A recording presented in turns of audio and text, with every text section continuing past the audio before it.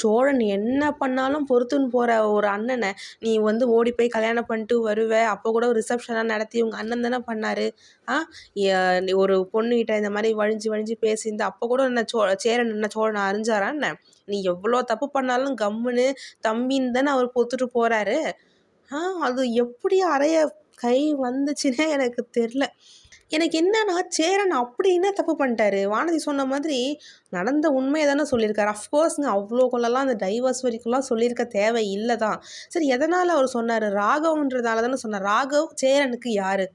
ராகவ் வந்து நிலாவோட பாஸ்ன்றது தெரியும். வீட்டுக்கெலாம் வந்திருக்காருன்னு தெரியும். நல்லா சாப்பிட்ருக்காரு, வீட்டில் வந்து சாப்பிட்ருக்காரு, கேக் கட் பண்ணும்போதெல்லாம் வந்திருக்காரு, எல்லாருக்கிட்டையும் பேசி பழகியிருக்காரு.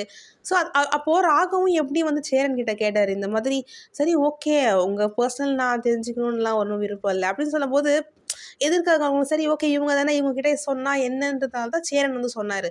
நான் என்ன கேட்குறேன், சோழன் வந்து சோழனுக்கு தெரியும் இந்த மாதிரி நிலாவை வந்து ராகவ் லவ் பண்ணுறது. ராகவே சொல்லியிருக்கா நிலா என் ஆளுன்னு அப்படின்னு சொல்லிட்டு. அப்படி சொல்லிட்டு வீட்டுக்கு வந்து சோழன் அப்படியே கோபமாக வராருல்ல. அப்போ சேரன் எத்தனை வாட்டி கேட்டுறேன், என்னடா ஆச்சு, நீ சரியில்லை, உனக்கு என்ன பிரச்சனைன்னு கேட்டிருக்காரா இல்லையா?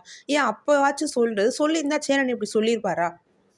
சோழனும் சரி நிலாவும் சரி நடந்தது எதையுமே வீட்டில் சொல்லாமல் அவங்க பாட்டுன்னு அவங்க இதிலே வச்சுக்கிட்டு இந்த மாதிரி நிலா சொல்கிறாங்களே காலையில் தான் நான் வந்து அவனை வார்ன் பண்ணேன், இந்த மாதிரி எனக்கும் சோழனுக்கும் கல்யாணம் ஆச்சு அப்படின்றது, திருப்பி அவனை ஆஃப் பண்ணிட்டோன்னு பார்த்தா நீங்கள் இப்படி சொல்லி வச்சுருக்கீங்க. ஏம்மா காலையில் நடந்தது நீனா சேரன்கிட்ட சொன்னியா என்ன? சரி, இப்போ ராகவுக்கு உண்மை தெரிஞ்சு இப்போ என்ன ஆச்சு? ராகவுன்னு அவனை கடத்திட்டு போய் கல்யாணம் பண்ணிக்க போகிறாரா என்ன?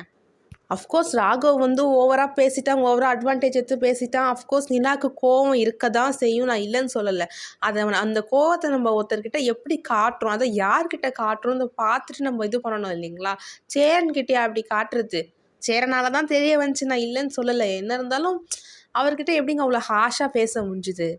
இதுவே வீட்டில் வேறு யாராச்சும் பாண்டியோ இல்லை சோழனோ இல்லை பல்லவனோ யாராச்சும் சேரன் கிட்ட வந்து இவ்வளோ ஹாஷா பேசி ஏன்னா இப்படி பண்ண உனக்கு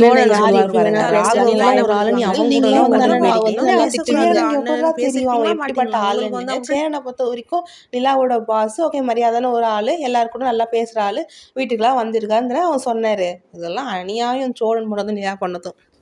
ஆனால் சேரன் ரொம்ப ரொம்ப பாவம். யோசிச்சு பாருங்களேன், சோழன் பல்லவன் பாண்டியன்லாம் சேரன் தான் வந்து வளர்த்தது, தூக்கி வளர்த்து சமைச்சு போட்டு எல்லாம் பார்த்துக்கினது வந்து சேரன் தான். அதுவும் நிலா வந்து பார்த்திங்கன்னா அவள் இன்னொரு வீட்டு பொண்ணுன்னு தெரிஞ்சும், அதுவும் சோழன் கூட அவள் வாழலைன்னு தெரிஞ்சுமே உனக்கு தங்கச்சின்னு எவ்வளோ பாசமாக இருந்திருப்பாரு. அதெல்லாம் பார்க்காம இஷ்டத்துக்கு சொல்லிடுறது. ஸோ இதில் என்னை பொறுத்த வரைக்கும் தப்புன்னு பார்த்தா நான் சேரன் மேலே சொல்லவே மாட்டேன், சோழன் அண்ட் நிலா மேலே தான் தப்பு. நிலாவுக்கு வந்து ராகவ் இந்த மாதிரி மெசேஜ் பண்ணுறான், இந்த மாதிரிலாம் பேசுகிறான்னு வந்து வீட்டில் சொல்லியிருக்கேன். அண்ணன் தானே சொல்கிறது, சொன்னால் வந்து பார்த்துக்க போகிறாரு. இல்லை வந்து சோழனுக்கு எப்போ தெரிஞ்சது, சோழனாவது வந்து வீட்டில் வந்து சொல்லியிருக்கணும். நீங்கள் 2 பேருமே வாய மூடின்னு இருப்பீங்க, அது எப்படி சேரனுக்கு வந்து தெரியும்? ஸோ அதனால் இதில் சேரன் மேலே எந்த தப்புமே கிடையாது. ஸோ நிலாவும் சரி சோழனும் சரி சேரன்கிட்ட நல்லா சாரி கேட்கணும். ரொம்ப பெரிய தப்பு பண்ணிட்டாங்க, சாரி கேட்டு தான் ஆகணும், கண்டிப்பாக கேட்பாங்கன்னு நினைக்கிறேன். லெட்ஸ் சி, பார்ப்போம் என்ன நடக்குதுன்னு. உங்கள் கருத்துக்களை கமெண்ட் செக்ஷனில் ஷேர் பண்ணுங்கள்.